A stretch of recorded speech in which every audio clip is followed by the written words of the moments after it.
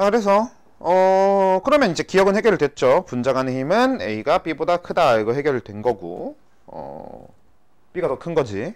자, 그 다음에 용질의 몰 분율이 X일 때 나의 증기압력 내림은 PP 빼기 PP 프라임이다. 이거는 뭐 당연한 얘기죠.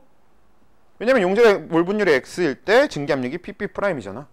그럼 증기압력 내림은 이 차이값 맞지? 원래 순수한 용매의 증기압력이 PP고 그 다음에 용질의 몰 분율이 X일 때 증기압력이 PP 프라임이면 그 차이값만큼이 증기압력 내림이잖아. 그쵸?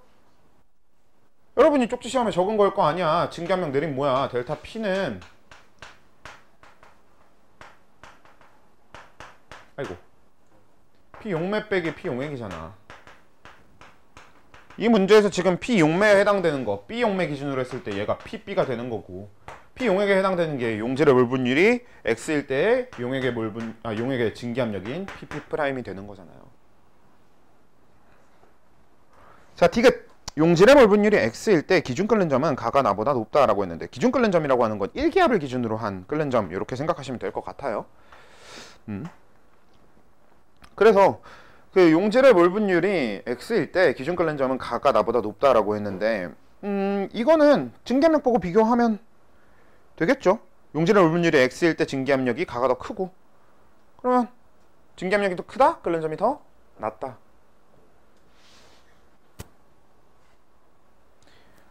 되겠냐고? 되죠? 네, 다음.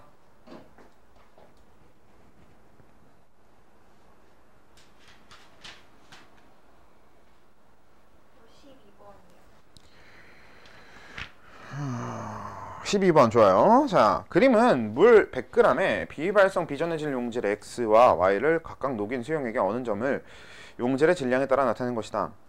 자, 물의 몰랄 내림상수 KF는 A도시 퍼 몰랄이다. 뭐 일단 한번 보도록 할게요. X 분자량이 180이라는 정보도 있네요. 자, 우리가 얘는 지금 TF, 델타 TF 그러니까 어느 점 내림에 대한 이야기를 하고 있는 거죠. 그럼 이걸 식을 우리가 먼저 적어보면 KF 곱하기 몰랄 농도, 그쵸? 몰랄 농도 곱하기 몰랄 내림 상수 이렇게 해주는 거지. 자, 그러면 몰랄 내림 상수랑 몰랄 농도를 곱해주면 되는 느낌인데 일단 그래요. 일단 X 수용액, Y 수용액이라는 소리는 둘 다 수용액이거든. 그러니까 물이야. 그럼 용매가 물로 통일되어 있다는 소리는 결국은 KF 값은 어차피 전부 다 동일하다는 얘기입니다. 그러면 지금 X 수용액과 Y 수용액에 어느 점 차이가 나는 이유는 순전히 용질의 몰수가 다르기 때문인 거겠지. 그치? 용매인 물이 100g이고요. 용매 물 자체의 종류도 동일하니까 결국 몰랄 농도만 다르다는 얘기인데 몰랄 농도만 다를 때도 심지어 물의 질량이 똑같다. 즉 용질의 몰수만 다른 거지. 자, 그럼 X의 분자량이 180이라고 했으니까 그럼 이걸 접근을 해봅시다. 그러면 몰랄 농도를 그냥 구해보자. 자, 우리 여기 용매가 지금 몇 g이냐면 100g입니다. 근데 우리가 몰랄 농도를 구하려고 그러면 0.1kg으로 바꿔줘야 되겠죠? 그 다음에 용질이 6g일 때 기준으로 해야 될 거 아니야. 왜? 문제에 주어진 게 6g일 때만 주어져 있으니까. 그러면 이 100g을 바꿔줘야 될 거란 말이죠. 근데 분자량이 180이라고 했으니까 얘는 180분의 6몰이란 말이죠. 그쵸? 그럼 우리가 이걸로 몰랄 농도를 구하면 0.1분의 30분의 1이냐? 그쵸? 그럼 이건 뭐예요? 3분의 10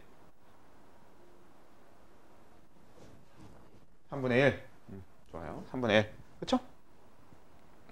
그러니까 우리가 이걸 3분의 1이라는 걸 구했으니까 그럼 결국 여기서 몰랄 농도가 3분의 1인 거고 그럼 몰랄 내림 상수는 3의 2인 거죠.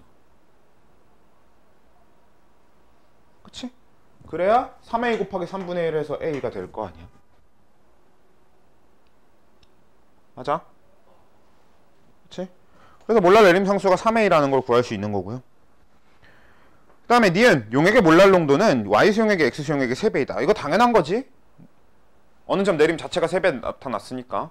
아까 얘기했다시피 얘는 어차피 용매의 종류가 전부 물이라서 KF 값은 동일하다라고 했잖아. 그 다음 Y의 분자량을 구하라고 했는데 근데 지금 이거는 자세한 계산도 필요 없습니다.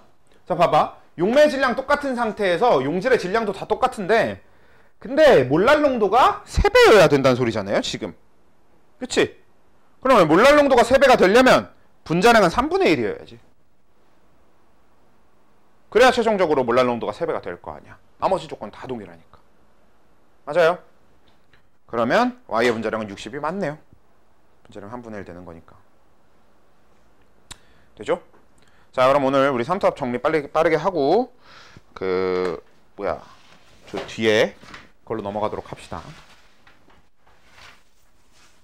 엔탈피로 넘어가도록 합시다. 좋아. 삼투압. 자, 이 삼투압이라고 하는 게 중요한 게 뭐냐면 이 삼투압은 별거 없어요. 우리가 흔히 삼투압을 농도라고 생각하면 완전히 편하긴 해. 실제로 생원에서는 삼투압을 농도라고 완전히 써먹었었습니다. 기억하십니까? 그 우리 항상성 조절 파트에서 항상성 세 가지가 혈당량, 넌 모르는구나. 아무튼 혈당량, 체온, 삼투압이었는데 그때 그 삼투압이 농도랑 똑같이 생각하면 된다. 이렇게 접근했었단 말이야. 그래서 몸이 얼마나 짠지 싱거운지 이 얘기를 할 때 삼투압 얘기를 하는 거였는데 근데 우리가 직접적인 삼투압에 대해서 정의를 좀 확실히 보도록 합시다. 자, 삼투 현상에 대해서 먼저 얘기를 해볼 건데 삼투 현상이 뭐예요?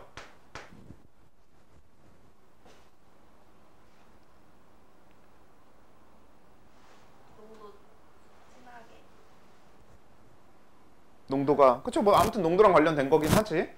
뭐 그럼 이런 얘기를 먼저 해봅시다. 우리가 과학계에 원래 존재하는 그러니까 자연계에 원래 존재하는 물질의 이동 현상에 대해서 몇 가지 정리를 해봤을 때 그 중에서 우리가 화학에서 다루면 되는 것만 딱 정리를 하면 뭐가 있냐면 일단 모든 물질의 기본적인 이동 현상 뭐라고 해? 물질이 퍼지는 거? 확산이라고 하잖아. 그러니까 우리는 얘가 가장 베이스가 되는 물질의 이동 현상이 됩니다. 자연계에서는요 일단 확산이 가장 핵심이 되고 가장 기본이 되는 거야. 이 확산이라고 하는 건 정확하게 어떻게 일어나게 되는 거냐면 고농도에서 저농도로 물질이 이동하게 되는 거죠. 예를 들면 짜장면 냄새 이런 거 얘기할 때 짜장면 냄새 분자가 많은 쪽에서 짜장면 냄새가 적은 쪽으로 이제 퍼져나가게 되는 거지. 그래서 짜장면 냄새에 대한 고농도에서 짜장면 냄새에 대한 저농도로 고농도에서 저농도로 물질이 이동하는 거 확산. 그리고 이건 자연계에 그냥 존재하는 현상이기 때문에 그냥 일어나는 겁니다. 에너지 소모 같은 거 필요 없고 자연스럽게. 그리고 그 이유가 뭐냐면요 이 자연계 자체가 전체적으로 안정적인 상태를 유지하려고 하는데 그 안정적인 상태라고 하는 게 고르게 퍼져 있는 상태가 됩니다. 이걸 원래 물리학적인 개념을 조금 더 포함해보면 무질서한 상태라고 보통 많이 표현하거든요. 엔트로피가 높은 상태 뭐 이렇게 많이 얘기를 하는데 그래서 뭐 연력학 증가, 연력학에서 엔트로피 증가 이런 거랑 연결이 되긴 하는데 뭐 그것까지 생각하지 않더라도 기본적으로 양쪽의 농도를 맞춰주고 싶어 한다라는 거야 자연계는. 근데 이제 여기에 어떤 문제가 생기냐면 항상 이렇게 확산으로 양쪽의 농도를 맞춰왔는데 갑자기 그러니까 얘가 여기다가 내가 이쪽 관에다가는 10% 소금물을 넣고 이쪽에다가는 5% 소금물을 넣을게요. 원래 퍼센트 농도로 얘기하는 거 별로 좋지 않으니까 바꿀게 그냥 바로. 여기다 1몰 농도의 소금물을 넣고 여기다 2몰 농도의 소금물을 넣을게요. 자 이렇게 양쪽에다가 이렇게 농도가 서로 다른 소금물을 이만큼씩 채웠다고 하면 보통 어떻게 되는 게 맞냐면 이쪽에 소금이 더 많다는 얘기니까 소금 분자가 이동해서 양쪽의 농도를 맞춰줄 겁니다. 그래서 전체적으로 뭐 1.5몰 농도 정도가 되겠죠. 우리가 넣어준 양이 같다라고 하면. 그렇게 농도를 맞춰주려고 하는 확산이 일어나야 되는 게 맞는 건데 갑자기 여기 사이에 반투과성막이라는 게 생겨버립니다. 이 반투성막이라고 하는 건 뭐냐면 어떤 물질은 통과시키고 어떤 물질은 통과시키지 않는 막을 주로 얘기를 하게 돼요. 보통 이 반투성막은 뭐냐면 용매는 통과시키고 용질은 통과시키지 못하고 인 경우가 많고요.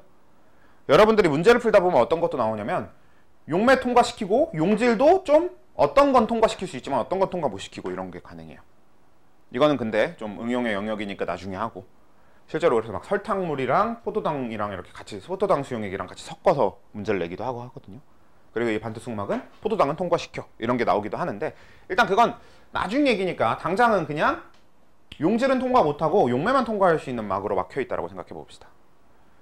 그러면 여기 소금이 통과를 못하니까 우리는 소금의 농도가 맞춰주고 싶은데 소금은 이동을 못하게 됐어. 그럼 그냥 냅두나? 그래도 그냥 냅두지 않습니다. 왜냐면 자연계는 아무리 그래도 양쪽의 농도를 맞춰주고 싶어 한단 말이야. 근데 지금 소금이 이동해서, 소금이 고농도에서 저농도로 이동해서 양쪽의 농도를 맞춰줄 방법이 없어. 그래서 어떻게 택하게 되냐면 오히려 저농도에서 고농도 쪽으로 용매를 퍼나르는 방법을 택하는 거지. 왜냐면 소금이 많아져야만 농도가 올라가는 게 아니야. 물이 줄어들면 똑같이 농도가 높아지죠. 그러니까 물을 줄이는 방법도 쓸 수 있는 거란 말이야. 반대로 농도가 높은 쪽에든 물을 추가하면 농도가 낮아지는 거잖아. 그러니까 용매를 이용해서도 양쪽의 농도를 맞춰줄 수 있는 거잖아요. 그래서 실제로 이렇게 실험을 설계를 해두게 되면 소금은 이동하지 못하는 막으로 막아두고 이렇게 실험을 설계를 하면 시간이 지난 뒤에 어떻게 바뀌게 되냐? 양쪽 농도가 같아지게 되고 우리가 2몰 농도를 넣어준 쪽에 수면이 더 높고 이쪽에 수면이 더 낮은 형태가 이렇게 만들어지게 됩니다. 우리가 이런 현상을 삼투현상이라고 해요. 이 반투성막의 가장 대표적인 게 세포막입니다. 세포막을 포함한 그러니까 모든 생체막이에요. 그리고 생체막이 아니더라도 우리가 흔히 쓰는 셀로판 뭐 이런 것들도 일종의 반투성막이에요. 아주 미세한 구멍들이 있는 거. 자, 그래서 이렇게 해놨는데 근데 여기에 대해서 우리가 좀 화학적으로 생각해 봐야 될 여지가 하나 있습니다. 어떤 게 있냐면 분명히 자 예전에도 우리가 이미 했던 얘기인데 원래 U자관에다가 내가 물을 담으면 양쪽의 물 높이가 똑같은 데까지만 되어 있는단 말이야. 이유가 뭐였죠? 양쪽 수면의 높이가 같은 이유가 뭐였어? 그치. 우리가 바로 얼마 전에 그래서 그걸 이용해갖고 그 수 넣어져 있는 그걸 가지고 문제를 풀었었던 거잖아. 그러니까 얘는 어떤 거냐면 여기 수면을 누르는 압력이 서로 같으니까 그래서 양쪽이 같은 거란 말이에요. 양쪽의 수면이 여기서 멈추는 거란 말이야. 그런데 지금 이렇게 됐다는 소리는 뭔 소리냐면 이쪽에 이 위에서 누르고 있는 대기압을 이기고 이만큼 올라간 압력이 따로 존재한다 라고 받아들일 수 있는 거겠지. 그러니까 이게 실제로 압력의 형태든 아니든 아무튼 대기압을 이겼다라고 하는 건 확실한 거잖아. 그쵸? 원래 상식적으로 우리가 여기다 용액을 넣어준 것만으로 압력이 추가적으로 발생하긴 힘들어요. 근데 대기압을 이겼다는 소리는 그래도 압력을 이겼으니까 뭔가 압력 같은 힘이 분명히 존재해야 된다는 얘기고 그래서 그럼 그걸 우리가 삼투압이라고 부르자라고 하게 된 겁니다. 그래서 이 삼투압이라고 하는 거는 뭐 이런 식으로 얘기를 해. 용액이 물을 끌어들이려고 하는 정도, 용액이 물을 끌어들이려는 힘, 이걸 이제 우리가 삼투압이라고 하는데 근데 그걸 왜 굳이 압력으로 표현하게 되냐면 그 힘이 지금 대기압이라고 하는 압력을 이기고 존재하기 때문에 일종의 압력으로 받아들여주는 거지. 오케이? 근데 여기서 또 중요한 게 뭐가 있냐면 그래서 우린 삼투압을 직접적으로 측정하는 방식은 어떻게 하냐. 자, 여기다 용액을 담아주고요. 그리고 여기다가 반투성막을 놓은 다음에 여기다가 증류수를 담아주는 거야. 그러면 원래 아까 우리 이론상 양쪽의 농도가 같아질 때까지의 삼투가 일어나야 되는 걸 거 아니에요? 근데 얘는 양쪽의 농도가 같아질 때까지 삼투가 일어나려고 하면 어떻게 해야 되냐면 여기에 물이 그냥 여기가 증류수, 여기가 뭐 소금물 1몰 농도짜리 소금물이라고 하면 그럼 얘는 어떻게 돼야 되는 게 맞냐면 반투각성막을 기준으로 이쪽엔 용액 아예 아무것도 없어야 됩니다. 왜? 증류수는 물이 아무리 줄어들어도 농도가 0이거든. 왜? 증류수라는 것 자체가 디스틸드 워터, 그러니까 완전히 끓여갖고 물만 모은 거야. 완벽하게 순수한 물이라고. 그러니까 용질이라는 게 존재할 수가 없어. 그래서 증류수를 넣게 되면 여기 농도가 아무리 어떻게 무슨 짓거리를 해도 0%, 0몰 농도, 0몰랄 농도입니다. 근데 여기에는 아무리 여기다 물을 많이 추가해도 0이 될 수는 없잖아. 그래서 양쪽의 농도가 같아질 방법 같은 건 존재하지 않기 때문에 원래는 여기가 그냥 여기 물 다 사라지고 이쪽으로 전부 다 있어야 되는데 실제로 그런 일이 일어나진 않습니다. 그럴 수가 없어. 그래서 어느 정도 적당히 내려가고 나면 멈춥니다. 이렇게. 그럼 이건 또 무슨 얘기가 되냐면 결국 얘가 아무리 그렇게 물을 빨아들이고 싶어하고 그게 자연계에서 양쪽의 농도를 맞춰주고 싶어 한다고 하더라도 아무리 그래도 압력을 이길 수 있는 데에는 한계가 있다는 뜻이네. 그럼 우리가 그 한계를 얘가 지금 갖고 있는 압력으로 봐주면 되는 거지. 그래서 삼투압은 이렇게 한쪽에다 증류수를 넣어주고 측정을 합니다. 그래서 증류수를 넣고 여기다가 용액을 넣은 다음에 어떻게 하냐면 이 위에다가 얘를 다시 눌러줘요. 그리고 그 누를 때 거기다 압력계를 달아서 우리가 얼만큼 누르는지 압력을 측정할 수 있어. 우리가 누르는 힘의 세기를 측정할 수 있는데, 그래서 여기를 누르면서 어디까지 눌러주냐면 양쪽의 수면이 다시 같아질 때까지 누릅니다. 왜냐? 정확하게 얘가 수면이 달라진 만큼 대기압을 이기고 올라온 거니까 반대로 그럼 그 이긴 만큼의 압력을 측정하는 거지. 원래 수면으로 되돌리면서. 그래서 우리가 측정하는 방식이 이렇게 되는 겁니다. 삼투압을 측정하는 방식은 한쪽에 증류수를 담아놓고 한쪽에 용액을 넣고 그 다음에 이걸 압력계가 달린 걸로 이렇게 쭉 누르면서 우리가 누른 만큼의 압력이 곧 삼투압이 되는 거야. 결국은 얘는 이제 어떤 얘기로 넘어가게 되냐면 좀 너무 당연하게도 얘는 물을 어떨수록 많이 흡수하고 싶어 하실 거냐면 내가 짤수록 물이 더 많이 필요하겠죠. 그래서 얘는 본인이 더 짤수록 본인의 농도가 더 높을수록 더 많은 물을 요구하게 됩니다. 그러니까 삼투압이 높아지게 돼요. 실제로 증류수 이렇게 담아놓고 한쪽에다가 농도를 서로 다르게 하면서 용액을 넣으면요, 그때그때마다 높이가 서로 다르게 나타납니다. 더 높은 용액을 넣을수록 더 높이 올라가요. 더 대기압을 많이 이긴다는 거지. 그래서 우리는 이 삼투압이라고 하는 거는 농도랑 비례한다 라고 했는데 그 중에서 정확하게 비례관계가 되는 농도가 몰농도입니다. 왜? 지금 얘네들은 뭐에 굉장히 민감한 상태냐면 부피에 굉장히 민감한 상태죠. 그러니까 몰농도가 쓰기가 좋지. 실제로 몰농도랑 거의 완벽하게 비례합니다. 몰농도가 2배가 되면 삼투압이 2배가 되는 현상을 직접적으로 볼 수 있어요. 근데 이건 지금 이거 말고 우리가 지금 용액 파트를 하고 있지만 앞에서 얘기했던 기체 파트의 내용으로 설명이 가능합니다. 왜 몰농도랑 비례할 수밖에 없는지. 자, 왜냐면 얘는 용액이 갖는 압력이잖아요. 삼투압이라고 하는 건. 아무리 그래도 용액이 이긴 건 대기압이지. 결국은 용액이 지금 하고 있는 건 기체의 압력을 이긴 거기 때문에 일종의 기체의 압력이 형성된다라고 볼 수 있겠네요. 그럼 우리가 알고 있는 기체의 압력에 대한 공식을 가져와 봅시다. PV는 nRT. 자, 여기서 P를 여기다 남겨. 왜? 얘가 압력이니까. 그러고 나서 V를 이쪽으로 넘겨. 그러면 얘가 V분의 nRT 이렇게 되죠. 근데 이거 V분의 N 봐봐. 이거 뭐예요? 부피분의 몰수입니다. 뭐예요? 몰농도죠.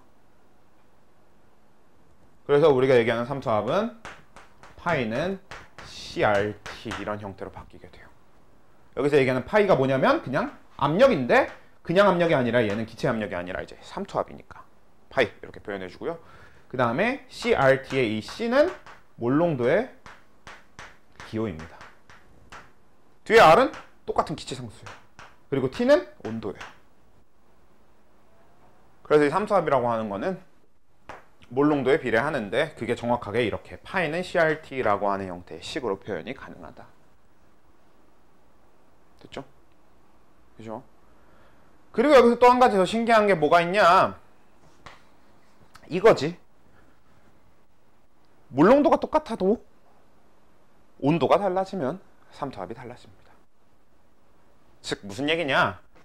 얘가 요만큼 있었는데 내가 이거 온도를 높여주게 되면 이쪽이 더 올라가요. 대기압을 그만큼 더 이긴다는 소리지. 그래서 삼투압이 더 커지게 된다. 이런 얘기지. 이건 되게 간단하게 설명할 수 있는데 물 분자의 활동이 활발해지니까 조금 더 넘어갈 수 있게 되는 거야. 온도가 높아지면 분자 운동이 활발해진다. 얘기했던 거잖아요. 그치? 오케이? 이게 화투가 특히나 이런 현상이 되게 심한데 화투는 종합사고 능력이 굉장히 중요합니다. 앞에 했던 거 뒤에 쓰고요. 그리고 지금까지 했던 거 또 뒤에 또 쓸 거고요. 그리고 그 뒤에 것도 추가해서 그 지금부터 그러니까 앞에서 했던 거랑 지금 한 거랑 우리가 좀 더 뒤에 할 것까지 또 합쳐서 그 뒤에 또 쓸 거고요. 이런 종합사고 능력이 굉장히 중요해요. 왜냐면 애초에 화투는 우리가 흔히 얘기하는 기초과학 중에서 가장 마지막에 해당되는 거고, 사실은 기초과학이 아니라 이미 어느 정도 전공과학의 영역입니다. 그래서 종합사고 능력이 중요해. 대학 가서 공부하는 거에 대해서 맛보기를 한다라고 보면 되는 게 두 과목이에요. 오케이? 자, 그래서 이 정도가 되고요. 그러면 결론적으로 우리가 얘기하는 묽은 용액의 총괄성 네 가지는 뭐에 대한 이야기가 되냐?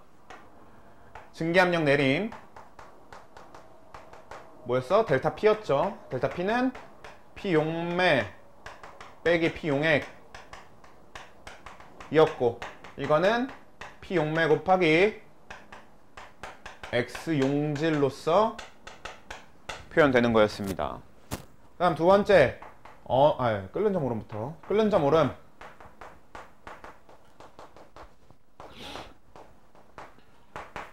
델타 TB는 KB 곱하기 몰랄 농도 이렇게 되는 거였고. 자, 어는 점 내림. 델타 TF는 KF 곱하기 몰랄 농도였고. 뭐 세부사항 디테일은 다시 정리하기, 일일이 정리하기는 좀 그러니까 여러분들이 다시 보면 되는 거죠. 그 다음에 마지막 방금 우리가 한 삼투압에 대한 게 뭐냐면요, 이걸 우리가 판트호프 법칙이라고 해요.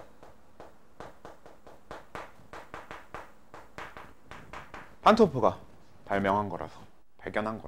그래서 이게 파이는 CRT 이렇게 되는 겁니다. 삼투압에 대한 이야기. 그리고 이게 우리가 얘기하는 묽은 용액의 총괄성 네 가지가 되는 거예요. 그냥 묽은 용액은 이런 성질을 띠고 있어서 저런 공식을 따른다, 이런 게 되는 거지. 여기서 중요한 게 하나 있어.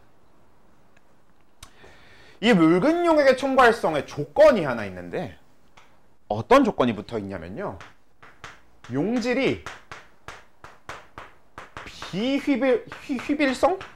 비휘발성이고 비전해질일 것.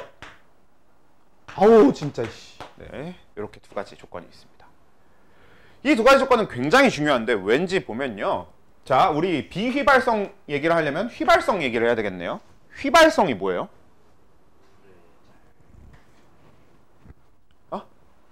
불에 잘 아니에요. 휘발성 그거 아닙니다. 우리가 불이 잘 붙는 거 가연성이라고 불러요. 휘발성 가연성이랑 달라. 우리가 흔히 보는 우리가 흔히 보는 가연성 기체들이 휘발성이 높아. 그래서 휘발성 가연성이 같이 있다 보니까 그렇게 우리가 생각하는데, 사실 휘발성은 무조건 가연성이 있는 건 아니라서. 무슨 얘기? 물이랑 안 섞이는 거. 안타깝게도 물이랑 가장 잘 섞이는 편인 알코올이 가장 대표적인 휘발성 가연성 기체, 액체죠. 온도 변화가 쉽게 일어나는 거 얼추 맞을 수도 있는데, 휘발성이라는 단어를 온도 변화가 쉽게 일어나는 거한테 붙여주지는 않습니다, 직접적으로. 왜냐면 비열이 낮은 거랑 휘발성은 직접적인 연관이 있는 건 아니고, 휘발성은 뭐냐면 그냥 증발이 잘 일어나는 거예요. 근데 이 증발이 잘 일어나는 거라고 하려면 기준이 있어야 되잖아. 우리가 뭐 공부를 잘하는 거, 이것도 기준이 있어야 되는 거잖아. 사실 공부를 잘하는 거의 기준은 평균만 넘으면 된다라고 하면 4등급도 공부를 잘하는 거거든. 근데 우리가 흔히 얘기하는 4등급은 좋은 대학 갈 수 있어 볼까? 못 가잖아, 잘. 그러니까 결국은 우리가 공부를 잘하는 거 하면은 평균만 넘으면 되는 게 아니라 뭐 대충 그래도 3등급은 넘게 나와야 공부를 잘한다고 얘기할 수 있지 않을까, 이런 식으로 기준이 필요한 거잖아요. 그럼 이 휘발성도 마찬가지야. 증발이 잘 된다라는 걸 얘기를 하려면 기준이 필요한데, 그 기준은 우리한테 가장 중요한 용매인 물을 기준으로 합니다. 그래서 물보다 증발이 잘 되면 휘발성이고요, 물보다 증발이 안 되면 비휘발성, 이렇게 보시면 돼요. 그리고 왜 묽은 용액의 총괄성에서 비휘발성이란 포인트가 중요하냐? 자, 이건 용매와 용질이 섞여 있을 때 일어나는 일들인데, 용질이 용매보다 먼저 증발을 다 해버리면 용매한테 이런 식의 영향을 유지해 줄 수 없겠지. 그렇잖아요. 대표적으로 알코올 수용액 같은 경우는요, 끓는 점 오름을 제대로 볼 수가 없습니다. 왜? 물이 끓기 전에 이미 알코올이 다 날아가 버리기 때문에 그냥 알코올 수용액 끓이기 시작하면 100도씨에서 끓어요. 이미 그 전에 알코올이 다 날아가 버려서 그냥 물이 끓습니다, 100도씨에. 이런 식이 돼버린다는 거지. 그래서 비휘발성이다 라고 하는 게 꼭 필요해, 이런 조건들이 만족되려면. 그래서 얘는 무조건 있어야 되는 거고, 그 다음 두 번째, 비전해질일 것. 이거는 어떤 의미냐면요, 비전해질일 때 이런 식으로 그대로 적용된다는 거고요, 전해질이면 얘기가 좀 달라진다 정도입니다. 그래서 우리가 전해질일 때 어떻게 계산하는지도 알아야 되는데, 그러기 위해서는 일단 전해질이 뭔지부터 얘기해 봅시다. 전해질이 뭐야? 물에 녹아서. 좋아 좋아. 물에 녹아서. 물에 녹아서. 전자가 흐르도록 하는 거. 그러니까 즉 전류가 흐르도록 하는 거. 자, 전해질의 원래 정의는 물에 녹아 전류가 흐르게 만드는 물질을 우리가 전해질이라고 부릅니다. 근데 그런 애들의 다 공통적인 특징이 뭐냐면, 물에 녹았을 때 이온이 나와야 전해질이에요. 무조건 이온 결합일 필요는 없어. 공유결합 물질 중에서도 물에 녹았을 때 이온이 되는 애들이 있잖아. 대표적으로 HCl. 이거 공유결합 물질인데 물에 녹이면 H3O 플러스와 Cl-로 이온화되죠? 이런 공유결합이지만 이온화되는 애들도 있고, 아니면 애초에 이온 결합이어서 이온화가 되는 애들이 있고, 이런 애들이 전해질이 되는 겁니다. 물에 녹아서 이온을 만드는 애들. 왜냐면 그 이온이 만들어져야 물엔 전류가 흐를 수 있게 되니까. 그런 걸 우리가 전해질이라고 하는데, 비전해질일 때는 지금 이 공식들이 그대로 적용돼. 대표적으로 포도당 수용액, 설탕 수용액, 이런 거는 저 공식을 그대로 쓰면 되는데, 전해질일 땐 이야기가 조금 달라져. 왜냐? 자, 내가 포도당을 녹여준다고 하면요, 포도당은 이온화가 되지 않으니까 포도당 한 분자당 나타나는 효과가 실제로 그냥 포도당 한 분자의 효과니까. 근데 내가 소금, 즉 NaCl을 녹인다라고 해보잖아요? 그럼 내가 NaCl을 한 개를 녹였어. 근데 실제로 물 안에 존재하는 건 Na 플러스와 Cl- 두 개죠. 그러니까 물의 증발을 방해하는 것도 Na 플러스와 Cl-가 따로따로 방해한단 말이야. 끓는 점 오름, 어느 점 내림에도 얘네들은 따로따로 작용하게 된다는 거죠. 그래서 실제로 포도당 한 분자를 녹였을 때와 NaCl 한 개를 녹였을 때의 효과는 얼추 대략 2배라고 얘기해 볼 수가 있긴 한데, 이건 정확하게 2배는 아니고 그때그때 달라. 왜냐? 자, 우리 끓는 점 오름, 어느 점 내림, 이 두 가지에 대해서 얘기를 해볼게요. 자, 이 두 가지 입장에서는요, 내가 포도당 1몰을 녹였을 때, 그러니까 물을 똑같이 1kg을 떠다 놓고, 그리고 NaCl을 1몰을 녹였을 때, 이렇게 하면, 그럼 물이 1kg 했으니까 얘 몰랄 농도도 1몰랄 농도인데, 얘 몰랄 농도도 1몰랄 농도란 말이야. 그러면 1몰랄 농도 대입해갖고 구하면 돼요. 그리고 얘도 1몰랄 농도 대입해서 구해야 될 것 같아. 그렇게 되는데, 얘는 전해질이 아니기 때문에 1몰랄 농도 그대로 대입하면 되는데, 얘는 비전해질이기 때문에 1몰랄 농도를 대입하는 게 아니라 각각의 이온의 몰랄 농도를 따로 구해서 그걸 더한 다음에 대입해야 됩니다. 근데 어차피 얘는 Na 플러스가 1몰랄 농도겠지 그대로. 그리고 Cl-도 1몰랄 농도, 즉 2몰랄 농도가 됩니다. 그래서 포도당 1몰과 NaCl 1몰을 녹였을 때, 같은 물을 떠다 놓고 포도당 1몰 녹였을 때와 NaCl 1몰 녹였을 때는 끓는 점 어는 점 내림의 효과가, 끓는 점 오름과 어는 점 내림의 효과가 2배로 나타나게 돼요. 만약에 내가 녹인 게 CaCl2라고 하면 어떻게 되냐면, CaE 플러스의 몰랄 농도는 1몰랄 농도지만 Cl-의 몰랄 농도는 2몰랄 농도가 되지. 그래서 여기에 이온의 총 몰랄 농도는 3몰랄 농도가 되니까 그럼 3배의 효과가 나타나. 이렇게 되는 겁니다.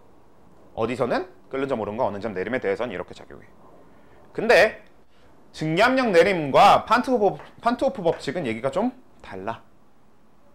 사실 판트호프 법칙은 이런 것까지 얘기할 일이 별로 없기 때문에 신경 안 써도 되는데, 얘기가 다르다고 생각할 필요 없다. 같다고 보시면 되겠다. 요거까지는 다 같다고 보면 돼요.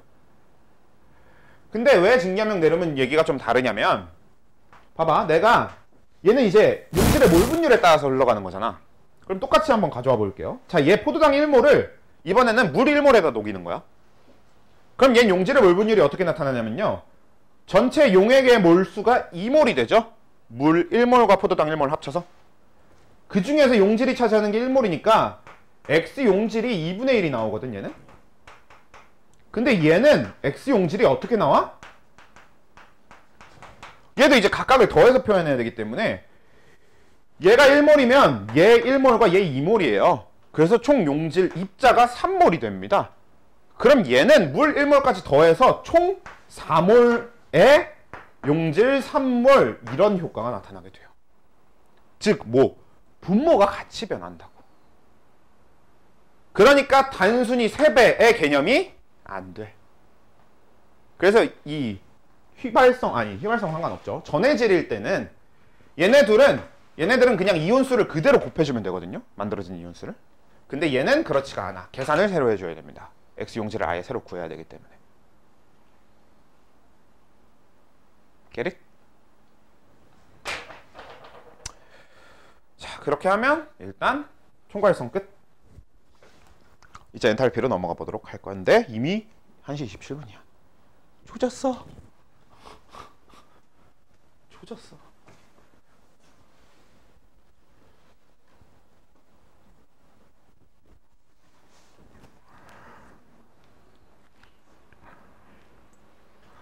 우리가 오늘 수업 빼고 4번 더 있는 거지. 딱 그냥 아예 통째로 4번 2월 28일까지 하면 4번 맞아.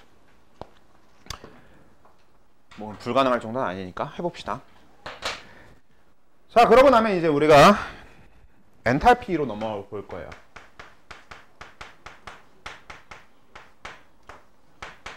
자, 엔탈피라고 하는 건 일단 기호는 H를 쓰고요. 이 엔탈피는 어떤 개념이냐면 물질이 가진 에너지가 됩니다. 자, 근데 원래 우리가 물질이 가진 에너지는 주로 무슨 에너지라고 불려요? 아니, 물질 자체가 가진 거. 운동 에너지는 별개예요. 운동 에너지는 얘가 운동하니까 가진 에너지고, 그리고 잠재 포텐셜 에너지도 마찬가지로 얘네들이 어떤 상태를 갖고 있기 때문에 하는 건데, 그런 거 말고 그냥 물질 자체가 가진 에너지를 얘기해야 되는 거야. 그런 건 우리가 주로 화학 에너지라고 부르지. 그러니까 그 화학 에너지에 대한 얘기를 하는 거거든, 일반적으로 요 엔탈피는. 근데 여러분, O2가 가진 에너지가 얼마나 있게? 질문이 이상하지? 어떻게 알아? 몰라요. 과학자도 몰라. 지금 전 세계에서 가장 똑똑한 과학자도 O2가 가진 실제 에너지를 알아낼 방법 같은 건 없습니다. 그래서 우리는 어떤 물질이 갖는 에너지라는 걸 알아낸다라는 것 자체가 불가능해. 근데 이 엔탈피라는 개념은 그냥 이 물질이 가진 에너지라는 개념입니다.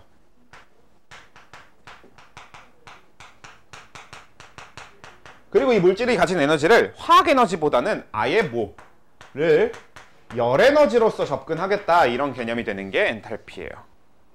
왜냐? 이 엔탈피가 하고자 하는, 그러니까 이 엔탈피가 이야기하고자 하는 건 이 물질이 가진 직접적인 이 에너지 엔탈피가 아니라, 우리가 지금 궁금해질 건 뭐냐면, 이건 어차피 못 구하는 거니까. 실제로 이제 엔탈피라는 개념은 만들어져 있지만 아무도 엔탈피를 구할 방법은 없습니다. 대신에 우리가 관심 갖고 볼 건 이겁니다. 델타 H. 즉 엔탈피의 변화량이 궁금한 거야. 그 얘기를 하려고 엔탈피라는 개념이 만들어진 겁니다. 근데 애초에 물질의 엔탈피 변화라는 건 결국 어떤 반응이 일어날 때 에너지 차이인 거거든? 근데 여러분, 반응이 일어날 때 에너지가 남아서 나오거나 아니면 반응이 일어날 때 에너지가 모자라서 흡수를 할 때 다 어떤 형태로 흡수하고 어떤 형태로 방출해요? 열로 흡수하고 열로 방출하잖아. 그래서 열 에너지로 접근한 겁니다. 그리고 우리가 흔히 얘기하는 반응열이 그래서 델타 H라고 하는 개념이 돼요.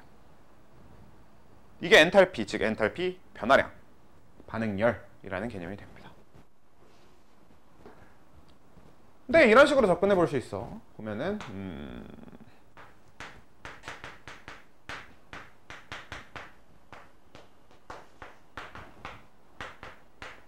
자, 이거 무슨 식? 아이고.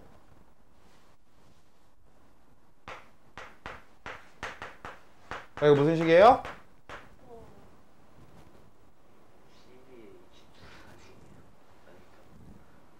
그래, 이제 여러분 이거 세포흡식이라고 하면 안 돼. 그치? 우리가 이걸 세포흡식이라고 이제 부르면 안 됩니다. 왜? 우리가 알고 있는 세포흡식은 여기 다 생투하시는 분들이니까 하는 얘기니까 6H2O고 12H2O가 나와야 되는 거니까 이건 세포흡식이 아니에요. 이건 포도당의 연소식입니다.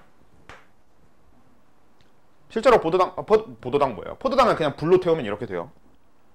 오케이? 그래서 포도당의 연소식이 되는 건데, 자, 여기서 알아낼 수는 없지만 그냥 한번 적어볼게. 얘 엔탈피가 있다고 쳐요. 그러면 얘가 포도당의 엔탈피 이렇게 H4 이렇게 해놓고, 얘가 H산소, HO2 이런 식으로 많이 쓰긴 하는데, 얘가 H2산화탄소, 얘가 H물 이렇게 해봅시다. 이렇게 각각의 엔탈피가 있을 거 아니에요. 자, 그랬을 때 이렇게 더하면 요건 반응물의 전체 엔탈피 합이 되겠네요. 그리고 이건 생성물의 전체 엔탈피 합이 되겠네요.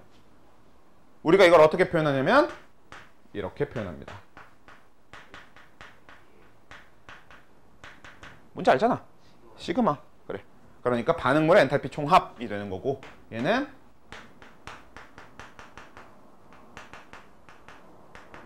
생성물의 엔탈피 총합이 되는 건데, 아, 왜 갑자기 시그마가 나와요? 신경 안 써도 돼. 어차피 우리 이거 구할 거 아니라니까. 구할 게 아닌 게 아니라 그냥 못 구해, 이건. 우리는 어떤 얘기를 해볼 거냐면, 그래서 결론적으로 이 반응식에서 에너지 차이를 얘기할 때 여기서 이걸 빼야 될까? 여기서 이걸 빼야 될까?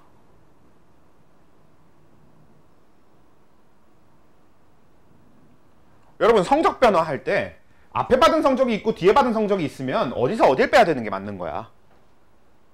큰 거에서 작은 에이, 큰 거에서 작은 거는 우리가 방향을 보고 얘기하니까 그런 거고, 그거 말고 원래는 어떻게 해야 되는 게 맞은 거야?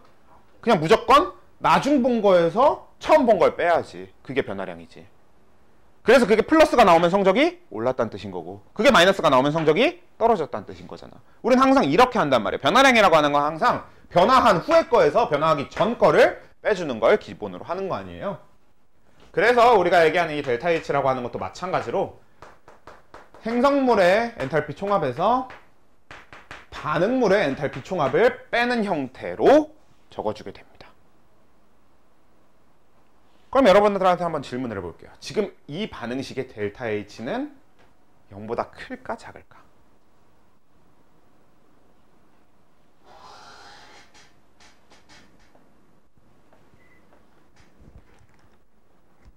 얘는 0보다 클까 작을까?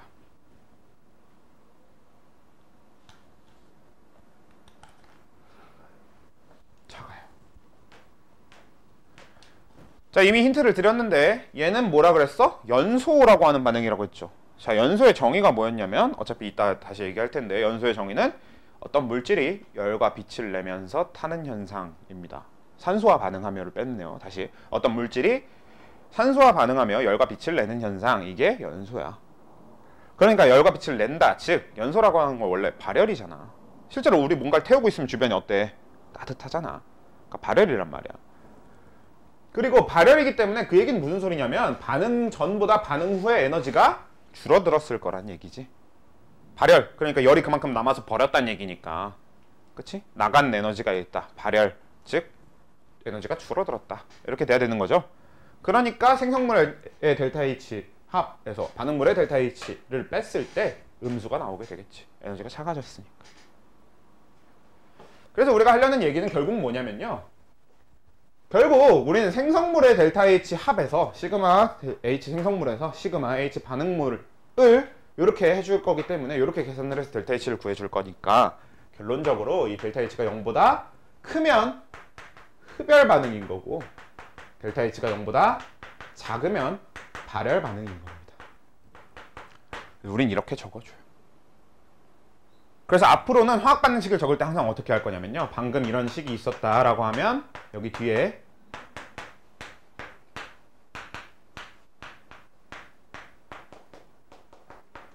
이 뒤에 그래서 델타 H가 몇이다 이렇게 적혀 있을 거예요.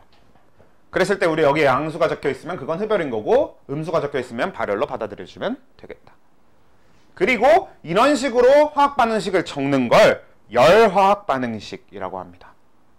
말 그대로 열 변화량을 적어주니까. 그리고 이걸 배운 시점 이후로 배우는 모든 화학은 다 열화학 반응식을 기조로 합니다.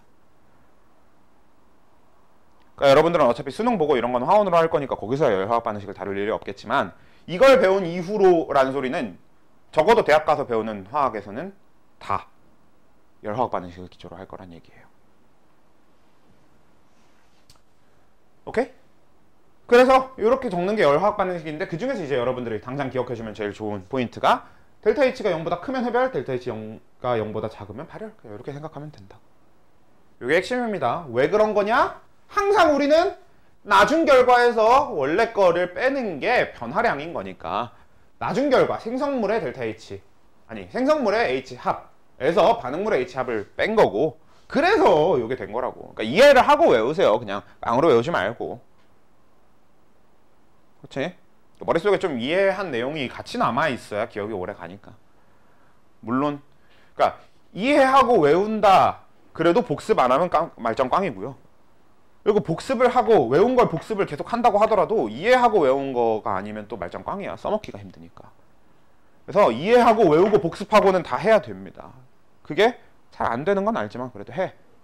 그게 잘 되면 여러분들은 여기 안 있을걸? 굳이 학원 안 다녀도 될 거고 굳이 학원 안 다니고도 서울대 갈 거야.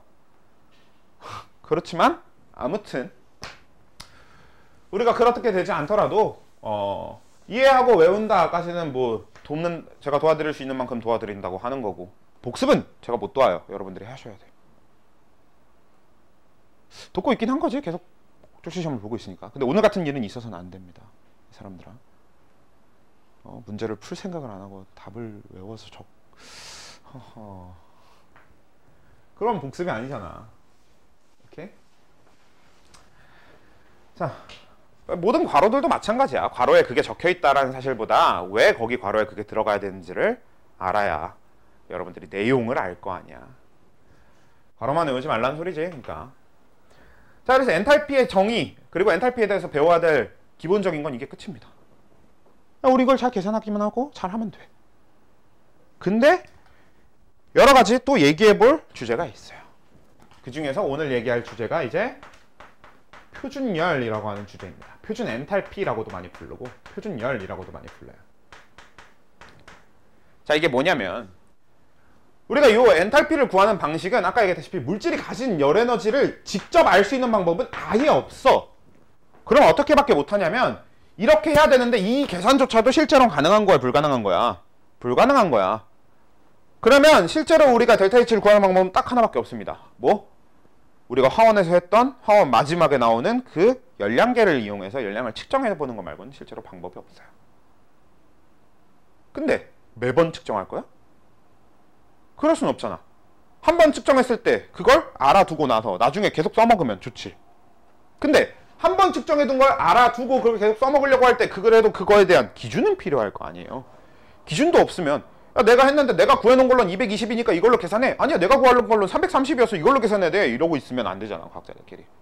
그러니까 나는 이런 조건에서 구했으니까 220인데 너는 이런 조건에서 구해서 330이야. 아, 그럼 결국 이렇게 해놓으면 220인 거네. 그게 좀 기준이 있어야 될 거 아니야. 그런 표준. 그래서 이 표준 엔탈피라고 하는 거는요, 이렇게 엔탈피라는 걸 그때그때 이 반응열, 델타 H라고 하는 걸 그때그때 구할 수는 없으니까 미리 구해두는 어떤 기준에 대한 이야기가 되는 겁니다. 그러니까 이건 뭐야? 사람이 정한 거예요. 그냥 사람이 이런 식의 기준을 잡고 약속한 거기 때문에 우리는 그 약속에 대해서 정리를 해보자라는 거야. 근데 약속이 꽤나 합리적으로 만들어져 있기 때문에 잘 보시면 될 거예요. 자, 첫 번째가 표준 연소열입니다. 표준자는 그냥 떼고 쓸 거예요. 표준 연소열, 이게 첫 번째야. 왜? 우리 주변에서 가장 흔한 반응이 연소 반응이니까. 자, 이 표준 연소열이라고 하는 거에 대해서 여러분들이 알아줘야 되는 기준, 단순히 기준만 할 게 아니라 특징도 몇 가지 같이 볼 건데, 일단 기준이 뭐냐면요, 연소시키고자 하는 물질 1몰을 기준으로 합니다.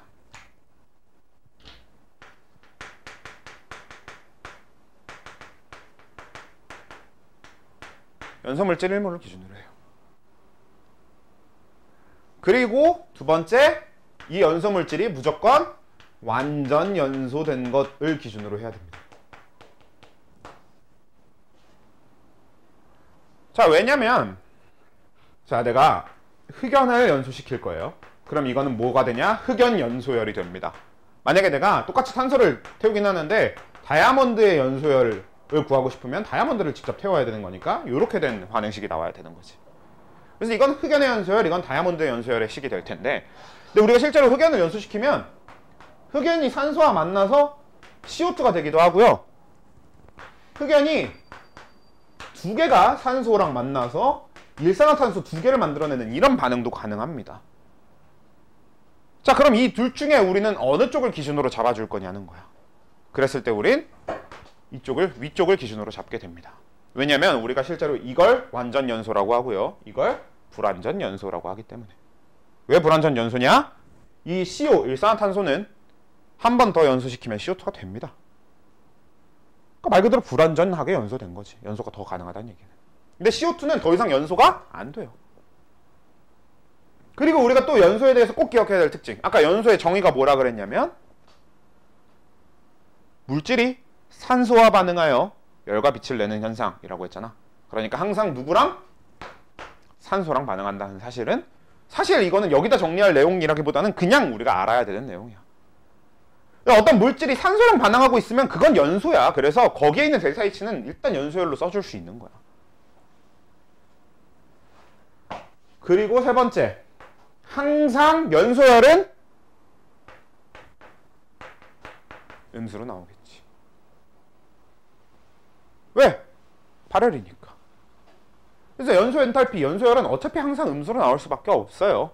원래 연소라는 반응 자체가 열과 빛을 내는 현상, 발열이잖아. 그냥 발열이 아예 기본이란 말이야. 그래서 항상 음수가 나옵니다. 오케이? 자, 이게 기준이 핵심이 되는 이유가 뭐냐면요. 그래서 얘가 만약에 옆에 델타 H가 220이라고 적혀 있는 거야. 마이너스 220. 이런 식이 하나 주어져 있어. 그리고 똑같이 이렇게 되어 있긴 한데 얘를 2분의 3개를 갖다 쓰고 얘를 2분의 3개를 갖다 쓴 다음에 얘가 2분의 3개를 갖다 썼는데 그게 델타 H가 옆에 마이너스 330이라고 적혀 있는 거야. 그럼 우리는 어차피 뭐야, 1몰을 기준으로 해야 되는 거니까 위에 걸 그대로 갖다 쓰거나 아니면 아래 거는, 이 아래 거 뜻이 뭐야? 탄소 2분의 3몰, O2 2분의 3몰이 반응해서 CO2 2분의 3몰이 만들어졌다는 뜻이니까. 그러면 2분의 3몰일 때 마이너스 330이면 1몰일 땐 얼마지를 구해서 쓰던가, 아예 위에 반응식이 있으면 위에 반응식에 있는 걸 그대로 가져다 쓰던가, 이런 느낌이 돼야 된다는 거죠. 그게 연소물질 1몰을 기준으로 해야 된다는 가장 중요한 이제 핵심이 되는 겁니다. 정리하면 우리가 얘기하는 표준 엔탈피 중에 첫 번째, 표준 연소열, 표준 연소 엔탈피라고 하는 건 연소시키려는 물질 1몰. 얘 개수는 신경 안 써도 돼. 얘는 2가 됐든 3이 됐든 4가 됐든 상관없고 얘 개수가 1로만 맞춰두면 그걸 우리가 바로 델타 H를 연소열이라고 할 수 있는 겁니다. 얘 개수가 1로 안 맞춰져 있으면 얘 개수로 나눠줘야 우리가 얘기하는 표준 연소열이 돼. 왜냐면 이 델타 H라는 거의 자체의 약속이 이거거든. 방금 얘기한 것처럼. 지금 이 식의 약속은 뭐냐? 얘 1몰과 얘 1몰, 얘 1몰이 반응했을 때 이만큼이 발열된다 라고 받아들여주자라는 게 약속입니다. 이 식은 얘 2분의 3몰과 얘 2분의 3몰과 얘 2분의 3몰이 반응했을 때 델타 H가 330, 마이너스 330이다. 이게 약속이에요. 항상 개수만큼의 몰수가 반응했을 때 델타 H를 뒤에다 적어주는 거거든. 그러니까 우리는 항상 어떻게만 생각하면 되는 거야? 연소시키려는 물질의 개수를 1로 맞춰주면서 그 맞춰준 델타 H를 표준 연소열로 받아들여주면 된다. 이런 얘기라고. 알간? 게릿? 돼요? 되지. 자, 두 번째 표준 엔탈피로 넘어가 보도록 할게요. 이건 어차피 결국은 기준을 일단 지금 외우시고 그리고 그걸 가지고 문제에 적용시켜보는 연습을 뒤에 나중에 해야 돼. 사실 여기서 제일 중요한 건, 제가 생각하는 가장 중요한 건 뭐냐면요, 내가 여러분들한테 누구의 연소열은 어떻게 구해, 누구의 연소열을 구하는 식은 어떻게 적어야 돼 라고 했을 때 여러분들이 적을 수 있어야 됩니다. 그러니까 예를 들어서 나트륨의 연소열은 어떻게 적어야 돼 라고 하면 여러분들이 나트륨의 연소열은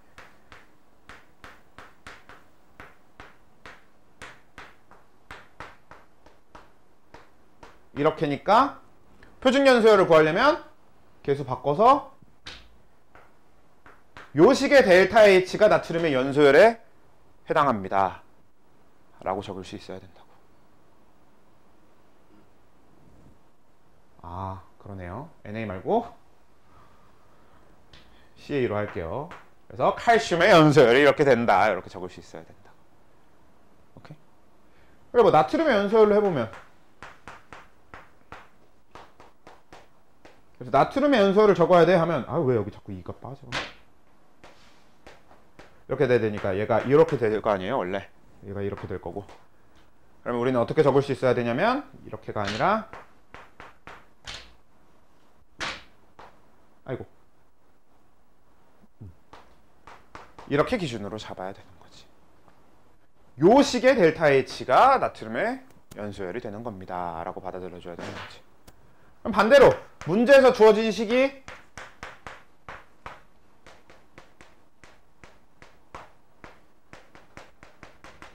이런 식으로 적혀 있다면 우리는 이걸 보고 어떻게 알아내야 되는 거냐면 나트륨의 연소율은 4분의 A가 되고요. 그리고 A는 음수라는 사실 이렇게 떠올려주면 된다. 그러니까 이런 과정들을 하려고 지금 이걸 하는 거예요. 오케이? 그러니까 나중에 이런 과정들을 직접 대입하고 연습하는 거는 조금 차차하더라도 일단 연소율의 기준이 뭔지는 제대로 외워주는 게 우선이 되겠죠. 두 번째.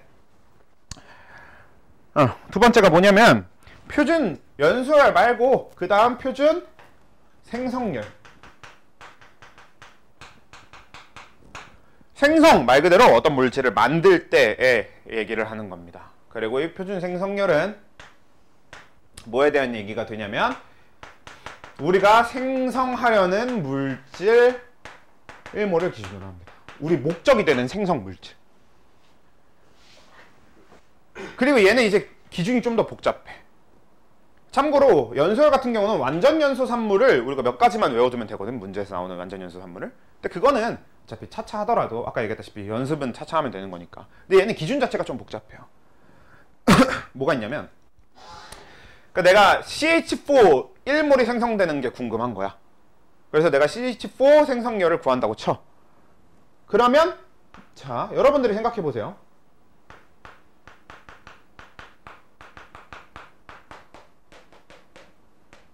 아이고. 자, 이런 식이 하나 있고요. 그 다음에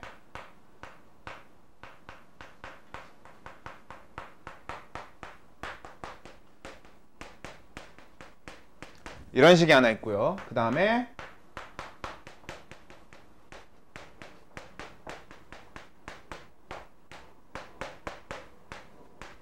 이런 식이 하나 있고요. 그 다음에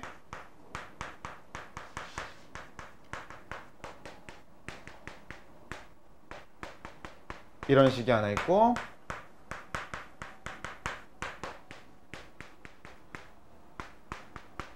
자 이렇게 4개의 식 중에 뭐가 CH4의 표준 생성열을 구하는 식일까요?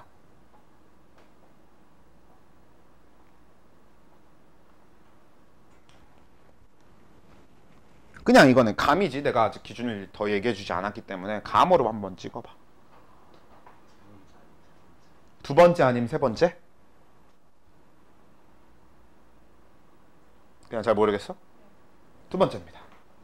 이게 답이에요. 왜냐면 두 번째 조건이 뭐냐면요. 재료의 물질이 항상 자연 상태에서 가장 존재 비율이 높은 물질로 가장 높은 원소 상태여야 합니다. 원소가 뭐야? 한 가지 원소로만 되어 있는 물질을 원소라고 부르지. 그래서 얘는 왜 탈락이냐면 수소는 자연 상태에서 존재 비율이 가장 높은 건 H2 상태입니다. 그래서 탈락. 자, 얘는 H2니까 되죠. 그럼 얘랑 비슷한 얘는 왜 탈락이냐? 얘도 어차피 수소 때문에 탈락이라고 치면 얘는 왜? 흑연이랑 다이아 중에 뭐가 많아? 흑연이 많겠지. 오히려 흑연이 적고 다이아가 많으면 흑연이 더 비쌀 거야. 근데 다이아보다 흑연의 존재 비율이 높기 때문에 얘 탈락입니다. 그리고 이 둘은 뭐가 문제야? 얘가 원소가 아니지. 이미 화합물이잖아. 탈락. 그래서 이게 생성열, 표준 생성열을 얘기할 때 식이 됩니다. 그래서 표준 생성열의 기준이 되는 건 생성하는 물질, 우리가 생성하고자 하는 물질 1몰을 기준으로 해야 되고 자연 존재 비율이 가장 높을 때 원소 이렇게 하면 되는데 이 얘기는 무슨 얘기냐면 우리가 포도당을 만드는 과정으로 가장 많이 얘기하는 게 광합성이잖아. 그래서 광합성식에 있는 엔탈피를 그대로 가져다가 생성열이라고 얘기할 수 없어요. 왜냐? 포도당 생성열을 구하는 화학식은요.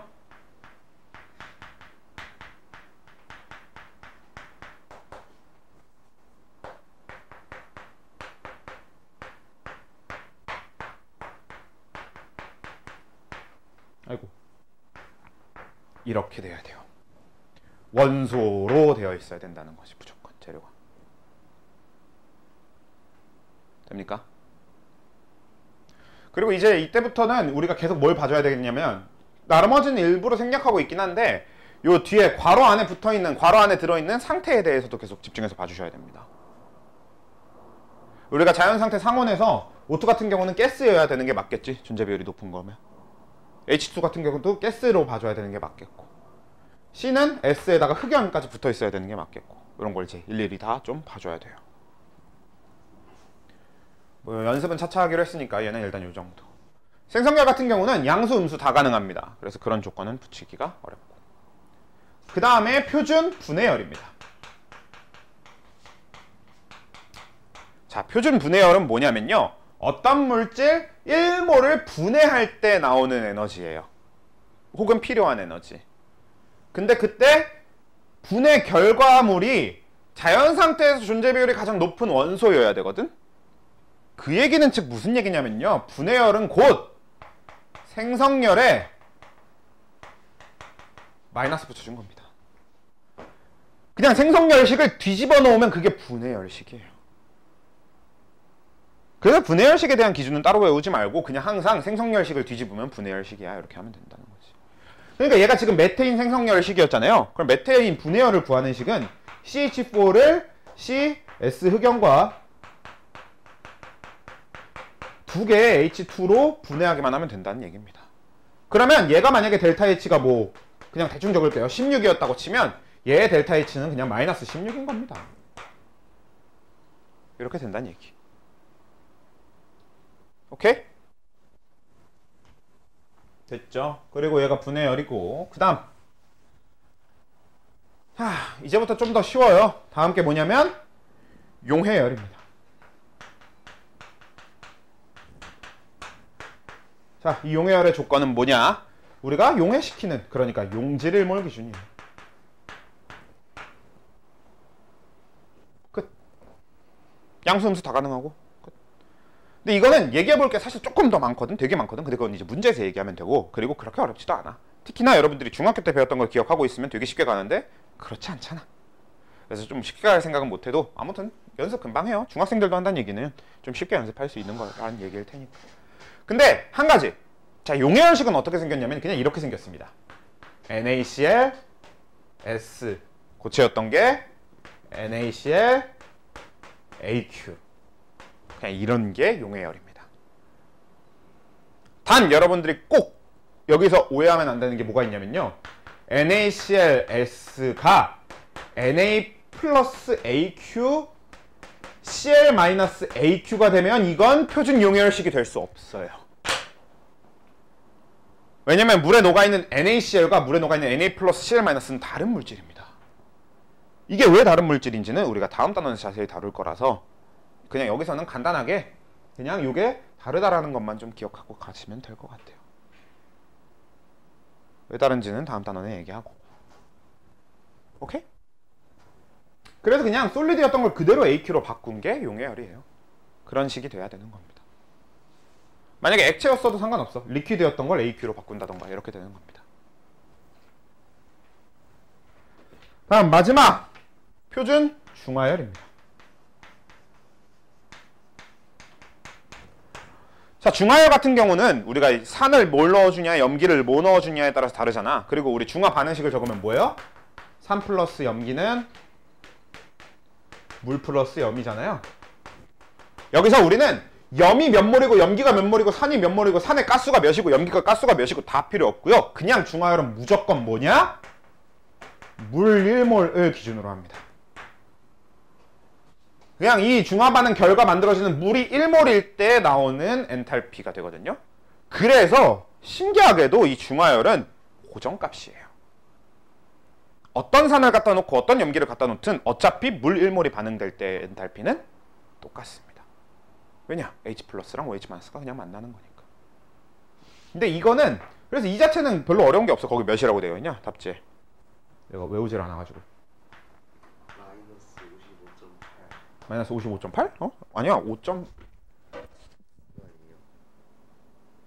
오, 그러네. 좋아요. 마이너스 55.8을 입니다. 얘는 그냥 마이너스 55.8 그대로 외우면 돼. 얘는 항상 이겁니다. 근데 여기서 용해열과 중하열이 짬뽕되면서 좀 어떤 게 생기냐면 보면요.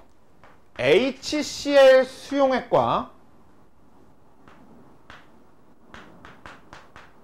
NaOH 수용액이 반응해서